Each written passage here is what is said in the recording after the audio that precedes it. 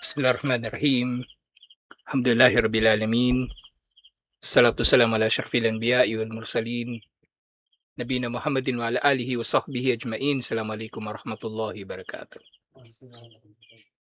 So inshallah, suwar min hayatis sahaba. Tatalakay pa rin natin si Amr bin al-Jamuh radiyallahu anhu. So yung huling nangyari, tinatapon ng mga anak niya yung kanyang rebulto ni Manat. At ilang beses na ito nangyari hanggang sa nilagyan niya ito ng espada. Sinabi niya doon sa kanyang rebulto, fa in kana fika khairun fadfa isyarra an nafsik wa hada sayfu ma'ak. Kung meron mang kabutihan sa iyo, ipagtanggol mo ang iyong sarili. Laban sa kasamaan, narito ang espada para sa iyo. Sinabi niya espada doon sa rebulto. Yung nga, anong gagawin ng rebulto doon sa espada? Yun, hindi pa iniisip yun ni Amr bin al-Jamuh sa panahon na ito. Tumaawa ila firashihi. At nahiga na siya sa kanyang higaan. Fama inistay ka na. Alfityatu min anna shayka qad gatta fi nawmihi hatta haba'u ila sanami. Nang nakatulog na nga yung matanda at mahimbing na siya nakatulog. At natiyak na ito ng mga bata, ng mga anak niya. Yan, para syempre hindi sagabal sa kanilang pinaplano. Fakadus safe min unukihi wa dahabu bihi kharija al-manzil. Wa karanuhu ila kalbin mayyitin bihablin wa alkaw bihima fi bi'ri libani salamah. Fi bi'ri libani salamah tasilu ilayha al-aqdaru wa tatajamma'u fiha. Nakatulog nga yung matanda. So nagising yung mga bata, yung mga anak, at kinuha nila ang espada na nasa leeg nito. Dinala ito sa labas ng kanilang mga bahay, itinali ito sa isang patay na hayop, patay na aso. Tinali nila yung patay na aso kasama nito sa pamagitan ng lubid at parehong itinapon ito doon sa bier, doon sa hukay na tinatapunan ng basura ng Banu Salama. Yung dati rin na tinapunan nila. Tinapon nila ito, pero this time, sa halip na yung espada, yung nakatali doon sa rebulto, patay na aso yung itinali nila doon sa rebulto. So mas nakakainis ito. Baga mas matinding kahihiyan para doon sa rebulto.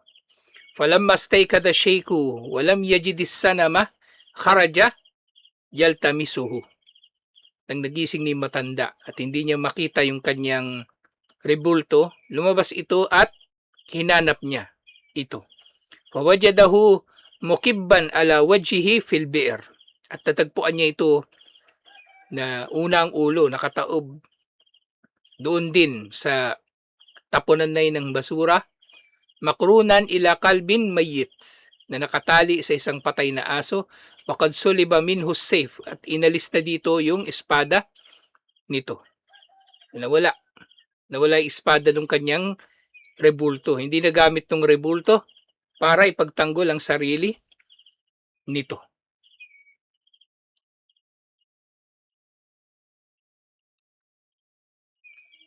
Wakad suliba minhu as-sayfu falam yukhrijhu hadhihi al-marrata min al-hufrati. Pero dito sa pagkakataon na ito, matindi na yung nangyari. So, tinali, iginapos kasama ng aso yung rebulto, nawala yung espada, at itinapon ito ng nakabaligtad, nakataob. Sa pagkakataon na ito, hindi na siya binawi o kinuha uli ni Amr bin al-Jamuh doon sa basurahan. Hinayaan niya na lang ito doon sa hukay. Wa inna matarakahu haytu alkahu, at hinayaan na niya ito kung saan man itinapon ito ng kanyang mga anak, na hindi pa niya nalalaman yung mga anak niya ang may kagagawan. Wa ansya ayakulu, at tumalikod na lang siya na nagsasabi sa kanyang sarili, Wallahi, law kunta ilahan, lam takun, anta wa kalbun, wasta bi'rin, fi karanin. Sumpa kay Allah, kung ikaw man ay Diyos, hindi kay gagapos kasama ng aso sa gitna ng hukay. Hindi ka sana nagkaganyan. Kung totoo kang Diyos, hindi mangyayari sa iyo ang ganyan. Summa malabitha an dakala fi dinillah. At mga ilang panahon na lamang ay pumasok siya sa relihiyon ni Allah. Nagmuslim din kalaunan si Amr bin al-Jamuh radiyallahu anhu. Nagmuslim siya, alhamdulillah. Diyan nga sa kanyang pagbumuslim, iniulat, tadawwaka Amr bin al-Jamuh min halawatil iman. Sa kanyang pagbumuslim ay natikman niya, nalasap niya ang tamis ng pananampalataya. Ma ja'alahu ya'addu bananan nadami ala kulli lahdatin kadaha fi shirk. At sa kanyang pagmumuslim, napapakagat siya sa kanyang daliri dahil sa pagsisisi sa bawat panahon na inilagay niya sa shirk. Kumbaga, ganito niya pagsisihan yung shirk. Kumbaga, halos kagatin niya yung kanyang mga daliri sa sobrang kahihiyan. Sa sobrang kahihiyan. At ganito rin ang mangyayari sa mga ipapahiya ni Allah sa kabilang buhay. Sukdulan, kakagatin nilang kanilang mga daliri at sa kanilang sobrang takot. Yung kanilang mga puso ay aakyat patungo sa kanilang mga lalamunan dahil sa tindi ng emosyon na mararamdaman nila doon sa araw ng paghuhukom pa lang. Paano pag nandun na? Paano pa kaya kapag nandun na sila sa impyerno? Faqbala ala dinil jadid bijasadihi wa ruhihi. At tinanggap niya ang bagong relihiyon na ito, ang Islam, sa pamagitan ng kanyang katawan at kaluluwa. Sa buong pagkatao niya ay nagmuslim. At ganito naman talaga ang iman. Ang iman ay nasa puso, nasa pananalita at nasa gawa. Wawada'a nafsahu wa malahu wa waladahu fi ta'atillahi wa rasuli. At inilagay na niya ang kanyang sarili at anumang meron siyang kapangyarihan dito, yung kanyang yaman at kanyang mga anak, sa pagsunod kay Allah at sa kanyang sugo. Ganito ang mainam na nagmumuslim. Hindi lang siya, kumbaga, Muslim lang. So, nag-aambag siya sa relihiyon, inshallah. At ito yung pinakamainam na magagawa ng sinumang yumayakap sa pananampalatayang Islam. Magsimula na mag-ambag sa relihiyon. Kaya minsan, yung may kita mo, hindi lang minsan, madalas. Pwede nga natin itong gawing batayan kung sino yung naging matapat sa kanyang pananampalataya. Yung kanyang pag-aambag sa relihiyon. Lalong-lalo na bagong yakap sa Islam. Kasi kung nakikilala mo, dito si Amr bin al-Jamuh, nalasap daw niya yung tamis ng pananampalataya at nakikilala niya ang kahalagahan ng gabay, susuportahan niya ng matinding pagsuporta ang relihiyon na ito. Kaya kapag merong balik Islam, ito rin tinitingnan ko sa kanila mga magmumuslim, paano nilang sinusuportahan ng relihiyon? Hindi yung wala lang. Hindi yung wala lang. Kasi mga ito ay patunay din ng kanilang pagmamalasakit sa relihiyon, pagmamalaki sa relihiyon, siyempre pagmamahal kay Allah at sa kanyang relihiyon, ngayon din kay Propeta Muhammad sallallahu alaihi wasallam, ang magambag sa relihiyon. Kasi may kita mo rin talaga yung mga tao na may kakayanan naman na po tumulong, pero wala lang. Wala lang. Tama nga na tinawag ang kawang gawa bilang sadaka sa Islam. Ang sadaka tinawag na sadaka dahil lang yung sadaka ang iyong kawang gawa, lalong-lalo na sa pagsuporta sa relihiyon, ay pagpapatunay, tasdik sa iyong pananampalataya. Ang sadaka ay pagpapatunay sa iyong pananampalataya.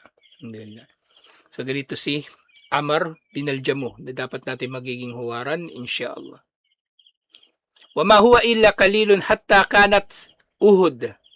Fara'a Amr bin al-Jamuh abna'ahu ath-thalatha yatajahhazuna liliqa'i a'da'illah. At ilang sandali na lang ang lumipas, ilang araw. So nung nag-Muslim siya, malapit na yung labanan sa Uhud. So sandali lang pala halos nag-Muslim si Amr bin al-Jamuh. Sabihin natin ilang taon lang o ilang buwan. So nag-Muslim siya. Nangyari na yung labanan sa Uhud at nakita ni Amr bin al-Jamuh yung kanyang mga anak na 3 na naghahanda upang makasagupa ang mga kalaban ni Allah. Wanadara ilayhim gadina raihina kaasadisyara. At nung nakita niya yung kanyang mga anak na nagbibihis na, nagsusot ang kanilang mga armor at dala-dala yung kanilang mga espada, nakita daw sila ni Amr bin al-Jamuh na kumikilos, parot parito kasi abala sila, na parang mga leyon sa masukal na gubat. Nakita niyo yung katapangan sa kanyang mga anak. Wahum yatawahhajuna syukan ila nilis syahadati wal fawzi bimardatillah. At lahat sila ay naghahangad na maging syahid at magkamit ng kaluguran ni Allah subhanahu wa ta'ala.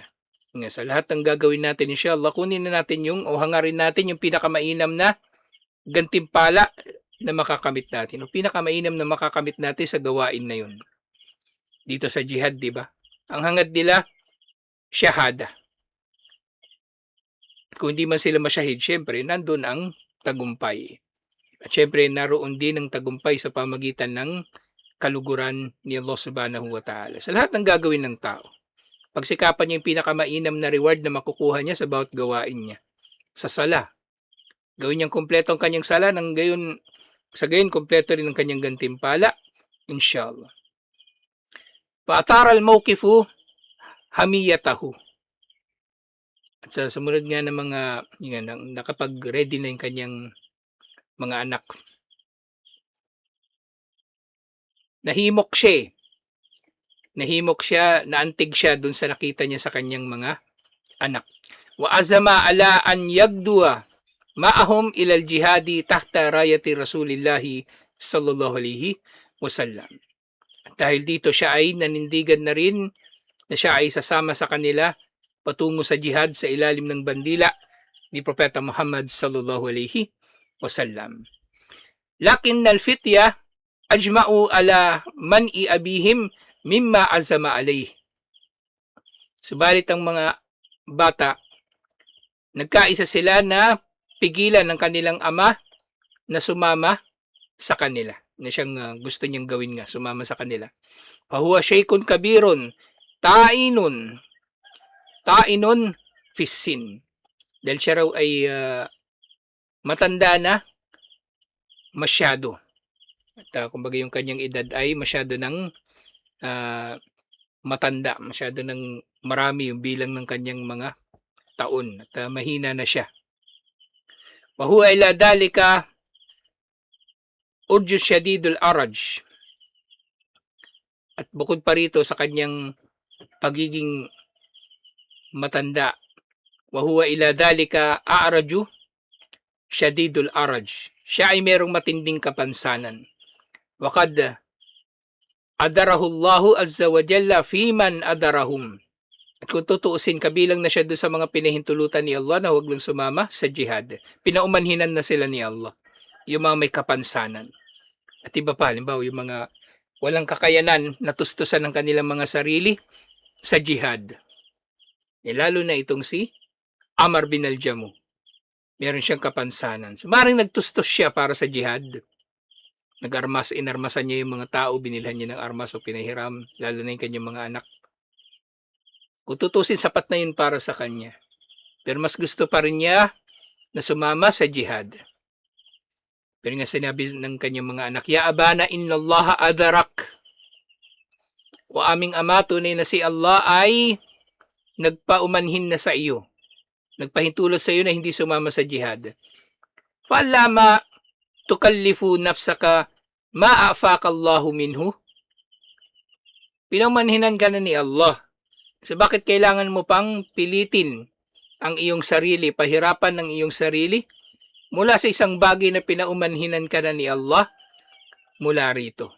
Huwag mo na pahirapan ang sarili mo sa pagsama sa jihad. Fagadiba shaykhu min qawlihim ashaddal gadab.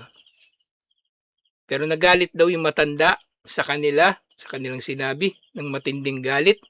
Wantalaka ila Rasulillahi sallallahu alaihi wasallama yashkuhum. At tagpunta siya kay Propeta Muhammad sallallahu alaihi wasallam upang ireklamo sila.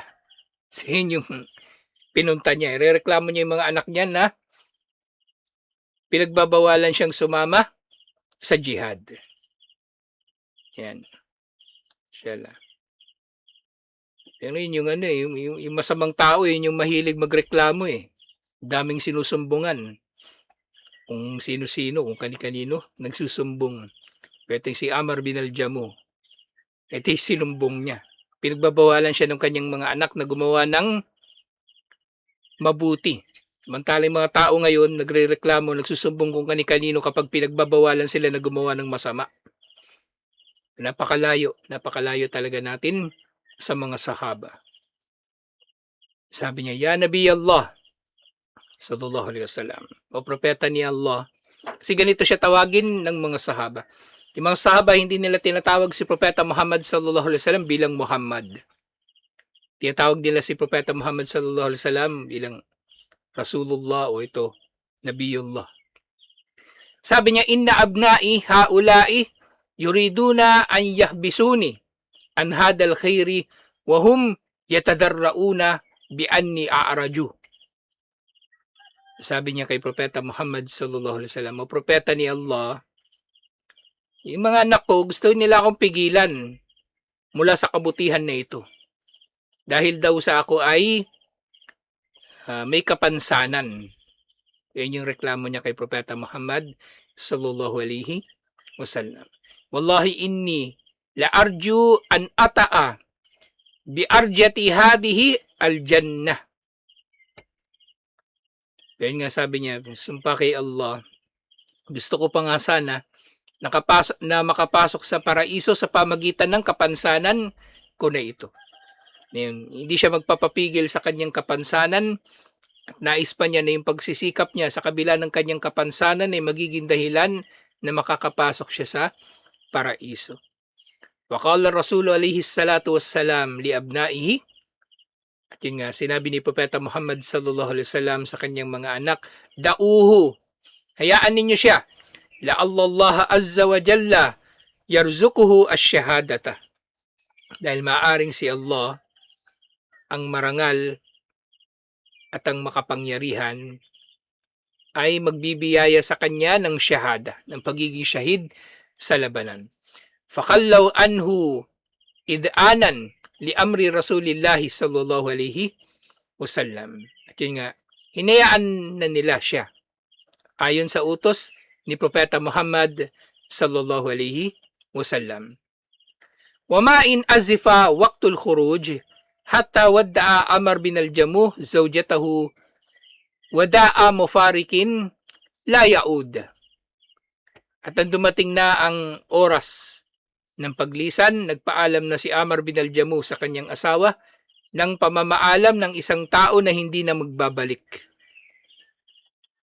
So inaasahan niya talaga na siya ay mamamatay ng shahid sa labanan na ito. Thumma tajaha ila al-kiblati wa rafa'a kaffayhi ila as-sama. At humarap siya sa direksyon ng kibla, iniangat ang kanyang dalawang kamay patungo sa langit at nagsabi, Allahumma rzuqni ash-shahadata wala taruddani ila ahli khaiban. O Allah, biyayaan mo ko ng pagiging shahid at huwag mo akong ibabalik sa aking pamilya na nabigo sa pagkakamit ng shahada. Thummantalaka yuhitu bihi abnaahu as-salasa. At nang humayo na sila, pinaligiran siya ng anak niyang 3. So, para protektahan na rin siya kasi alam nila magiging mahirap na para sa kanilang ama ang makipaglaban dahil sa kanyang katandaan at kapansanan. Wa jumu'un kabiratun min qaumihi Bani Salama. At hindi lang yung kanyang 3 anak, pating kanyang mga kamag-anak sa Banu Salama. Pinaligiran nila si Amr bin al-Jamuh.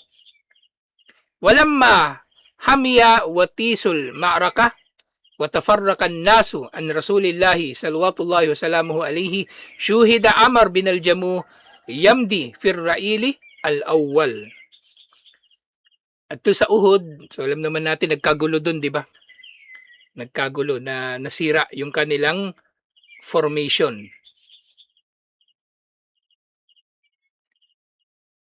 Nung nagkagulo na at nagkalat na yung mga tao, yung mga sundalo, nanatili si Amr bin al-Jamuh doon sa kanyang posisyon.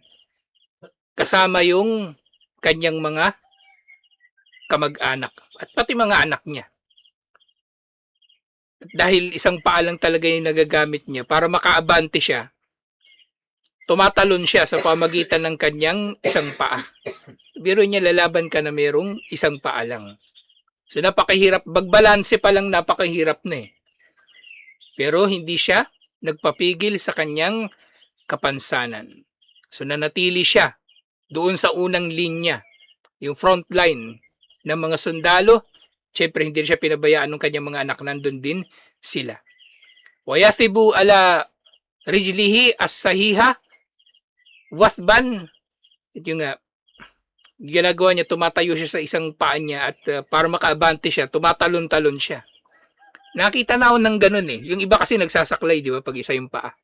Merong iba, yung medyo masigla pa talaga. Hindi sila nagsasaklay. Tumatalon-talon lang sila at nagagawa nila yun. Ang galing nga eh. Inshallah. Ang gano'n. Baga kung gugustuhin ng tao, nagagawa niya yung bagay na yun na mahirap at nagiging matatag sila, nagiging matibay sila sa ginagawa nila na yun. Tayo, hindi natin kakayanin yun. Pero sila, inshallah. So habang ginagawa niya, nakikipagtagaan siya sa kalaban, sinasabi niya palagi, inni la mushtaqun ilal jannati, inni la mushtaqun ilal jannah. Tunay na ako ay katiyakang naghahangad ng paraiso. Inulit niya ito ng ilang beses na kanyang sinasabi. At dito sa kanyang pananalita nga, nandito yung inna at yung lam ng taukid. Talagang pinagbibigang diin niya. Gusto niya ng paraiso. Wa kana waraahu ibnuhu Khalad. At nasa kanyang likod umaalalay yung isa naman niyang anak na si Khalad. Kasi nandun sila lahat buong pamilya. Nandun sila lahat na buong pamilya. Wa mazala shaykhu wa fatahu yujalidani an Rasulillahi sallallahu alaihi wasallam hatta kharra sari'aini shahidaini ala ardil ma'araka. At nanatili nga si Amr bin al-Jamuh at yung kanyang anak na si Khalad na lumalaban para sa sugo ni Allah sallallahu alaihi wasallam hanggang sa pareho silang napatay at nasyahid doon sa labanan. Laysa bainal ibni wa abihi illa lahdat. At halos sabay silang napatay sina Amr at yung kanyang anak na si Khalad. Wa ma in wada'at al-ma'raka aw zaraha hatta qama Rasulullah sallallahu alaihi wasallam ila syuhada'i Uhudin liwariyahum turabahum. At nung ililibing na ni Propeta Muhammad sallallahu alaihi wasallam at ng mga sahaba yung mga napatay sa Uhud, qala li ashabihi, sinabi niya sa kanyang mga kasama, kalluhum bidimaihim wa jirahihim fa ana shahidu alayhim. Sabi niya doon sa mga nasyahid, at ito na nga yung hukom, kabilang sa mga hukom ng janasa para sa sino man na nasyahid.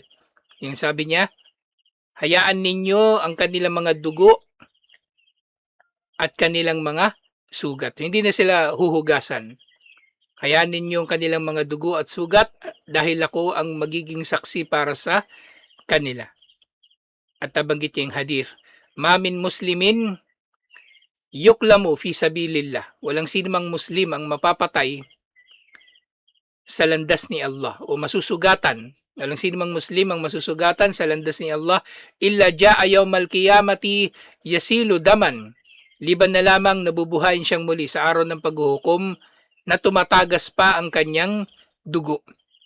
Pero syempre yung dugo na ito hindi katulad ng dugo ng tao. Yung dugo ng tao malangsa, di ba? Ganun yung amoy niya. Tapos yung kulay niya maitim kasi na-oxidize pa siya lalo eh. O nangingitim o dark na pula. Al-lawnu kalawnis safran. Kalawnis za'faran. Ang magiging kulay daw nito ay magiging katulad ng za'faran. Yung saffron, medyo kulay ano yun eh, light red na orange, ganun. Wariho karihil misk. At ang amoy daw nito ay magiging kasing bango ng pabango na misk. Yung sabi ni Propeta Muhammad sallallahu alaihi wasallam, idfinu Amr bin al-Jamuh ma'a Abdullah bin Amr. Sabi niya, ilibing daw si Amr bin al-Jamuh kasama si Abdullah bin Amr. Faqad kana mutahabina mutasafina fid dunya. So gawin daw sila magkasama sa libingan dahil silang dalawa daw ay kapwa na magkalapit at nagmamahalan dito sa dunya. Alhamdulillah. So ito yung wakas ng maikling talambuhay ni Amr bin al-Jamuh. Alhamdulillah na hindi nagpapigil sa kanya yung kanyang katandaan at yung kanyang kapansanan na makapag-ambag sa Islam. Alhamdulillah. So ibilang natin yung ating mga sarili inshallah. Sikapin natin na makapag-ambag sa relihiyon sa abot ng ating makakaya inshallah. So mahirap man tayo o wala man tayong kakayanan, isikapin natin na makapag-ambag sa da'wa, sa paninindigan sa katotohanan at iba pang mga bagay-bagay na makabuluhan sa relihiyon na ito inshallah. So tutuloy natin to inshallah yung susunod na sahaba na matatalakay natin, si Abdullah bin Jahash inshallah, na baga, isa pang sahaba na hindi masyadong nakikilala. Tutuloy natin ito inshallah. Assalamualaikum warahmatullahi wabarakatuh.